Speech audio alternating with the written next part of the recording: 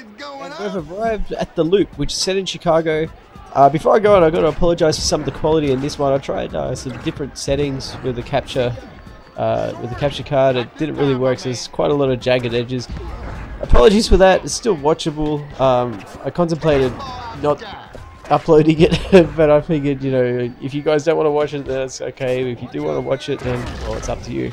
Give you guys the option. Regardless, going up against Detroit in the very first game, I've gone with a lineup of Allan Houston, MJ, and Antonio McDyess.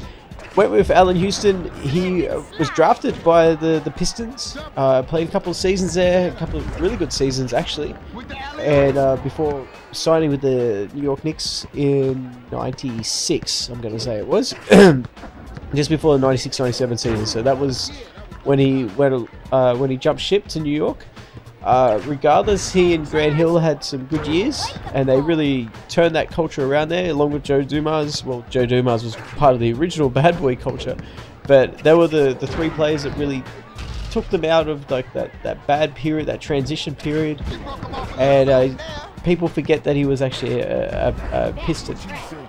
I went with Antonio McDyess because he was also a Piston and was an integral part in their finals campaign in 2005, and he was a fairly decent player. In fact, they were much better at times with him on the court than Ben Wallace, who's in this game actually. And yeah, he was coming off the bench, and when he and Rasheed Wallace were up against the Spurs, they were offensively a threat, as well as not losing a hell of a lot on defense. There's Ben Wallace with a nice dunk. And I went with Jordan just because it's Jordan Stackhouse rivalry. They're both from North Carolina. In Stackhouse's rookie year, he said, you know, he was half as good as MJ, so he should get paid half as much. It's seemingly innocent comment, but you know how Jordan was. He would take anything for motivation, and that comment was no different. In his very first game against the 76ers, he got 49 points on him and didn't even play in the fourth quarter. So impressive stuff from MJ, and I figured we'll throw him in here. So the squad that they're going up against is obviously the Pistons, and Stackhouse in this period was very good. That was a sick block by Joe Smith on MJ, by the way. Stackhouse was averaging, this is by far and away his best year. He's averaging 30 points a game. This is just after Grant Hill had left for Orlando, and yeah, he was averaging 30 points a game. He actually set the record at the United Center for points in a game in a regular season game with 57. That was obviously against the Bulls. He was an all-star. He was a great player, and if I get the victory here, I'll be grabbing him so I can do a all UNC team with Vince Carter along with MJ. But yeah, I wanted to have Jordan go up against Stackhouse, and then Stackhouse along with Joe Smith, who was people forget about him for whatever reason. He never had an opportunity to really plan himself. #1 pick in the '95 draft, ahead of Stackhouse, ahead of Rasheed Wallace, ahead of Kevin Garnett, David Stoudemire, who was Rookie of the Year, and he had a solid rookie campaign. Was traded in his second season to the Philadelphia 76ers. Excuse me. And then, yeah, his career went all over the place after that. He went to the Pistons, he went to the Timberwolves. Him and Kevin Garnett were a pretty good duo. He was always effective, even in his later days with the Cleveland Cavaliers and LeBron James. He was always effective. I don't know what it was that made him. I wouldn't say you'd want to build around him individually, but he could have, if he had some longevity in one particular place, he could have been a much more effective player. There was a situation just a second ago where I nearly screwed up a game breaker, but I had to pretty much just sprint down the court and put up anything. I thought I was going to go in for a dunk. I didn't. I ended up getting a jumper, but it was all well and good. The Pistons were actually a competitive team here. This is obviously an outdoor court. It's right on the lake. So you'd expect, or not expect, but you'd hope that they actually put some kind of weather element in. So maybe that's why my outside shot with Jordan was just terrible in this ball game. That, you know, if you've ever played pickup basketball or just shot around in an outdoor court and it's been windy, the sick dunk by Jordan over Ben Wallace there, and it's been windy, it's always impossible to shoot the thing, especially if you've got a high arc. So I hope they they've actually thrown some weather elements in there, but I'm not too sure if they have, or if Jordan just shot terribly. Like that's a very makeable shot, and I don't know, it's just like clanking. So also in this division, there's East and Western Conference teams. Now I know that happened in the very first one, the Northern region, where you had Toronto and Vancouver, and but yeah, since then it's been pretty much right down the middle, you know, East and West depending on the conference. But this one, there's a Minnesota team I noticed.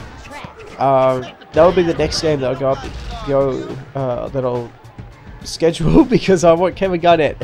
So I'm not sure what lineup I'll run with that. Pistons get a game breaker. It's a tie game, so I'm gonna have to try and defuse this game breaker. The easy thing about this is Allan Houston, who's my weakest rebounder, is already being guarded by Ben Wallace because Joe Smith is playing center. So I'm able to just sort of dribble around, and I've already got their best rebounder away. Put up a three, nearly got blocked. Missed that opportunity. Ben Wallace takes it down and takes it in for the dunk, and they're going to have a 2-point lead. And this will be an embarrassing loss because I've got Jordan, Houston, and McDyess. They don't have an advantage at any position, and yet I'm down. So I might have to start working for another game breaker, and that will potentially be the difference. MJ D'ing up Jerry Stackhouse, now switching. I've noticed these like sort of fake doubles sort of half work, and you know, if you sort of come over on help, it's almost like an illegal defense back in the day before they had the defensive 3-second rule. Yeah, if you sort of half come across and then be in a position where you can go back if you need to, and if they swing it to your man that you've just left. They've still got a 1-point lead. Allan Houston hasn't really done a whole lot this game. I've got to start utilizing him here because he's got a sweet outside shot. Hopefully that will drop. It does, and that's a big basket because that makes a 1-point deficit into a 1-point lead for me. And I've got a game breaker that's not too far off. Joe Smith goes in for the dunk. Good contest by Jordan. Smith gets the ball back though off the miss and is able to posterize McDyess. Jordan goes back the other way. Very quick move there. Within maybe 3 seconds of the inbound, I'm able to take it in for an easy bucket. And now I'm wearing him down defensively, or at least I hope I am. Joe Smith is now dribbling on the baseline. I'll give him that shot if he wants to take it. Stackhouse, nice dribble moves and then an inside dunk. And now it's 16-all. But Jordan gets the ball picked from him by Stackhouse. Joe Smith swings it. Ben Wallace I'll also give a jumper to. Be very happy with anyone but Stackhouse shooting a jumper. And that might be the first time anyone said that considering his shooting percentage. I've gone back up by 1 with that McDyess dunk. 17-16, still very competitive. It could go either way because they've got the ball now. Stackhouse going up and a beautiful dunk from underneath the basket. And it's 17-all again. Allan Houston now brings the ball up. Lob up to Jordan. That was an amazing... I should make a clip out of that one. That was an amazing camera angle of him flying.